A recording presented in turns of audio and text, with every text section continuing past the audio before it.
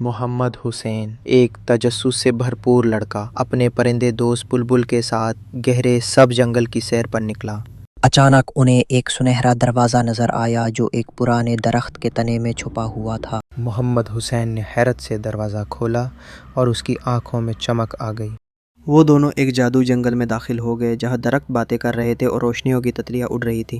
ایک نیک دل جادوگرنی زرینہ درخت کے پیچھے سے نمودار ہوئی۔ زرینہ نے کہا، اگر تم یہ جنگل کا راز جاننا چاہتے ہو تو 3 جادوئی کام پورے کرنے ہوں گے۔ پہلا کام، محمد حسین نے جادوئی جھیل کے کنارے کھڑے ہو کر گانا گایا اور پانی میں حرکت آنے لگی۔ دوسرا کام، بلبل نے باتیں کرتے درخت کی پہلی سنی اور صحیح جواب دیا۔ تیسرا کام،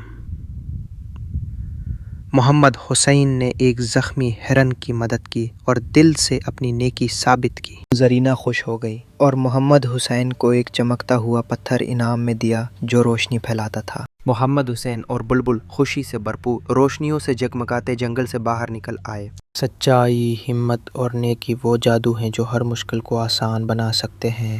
If you like this video, then like, comment, subscribe to my YouTube channel, and don't forget to press the bell icon button for more interesting videos.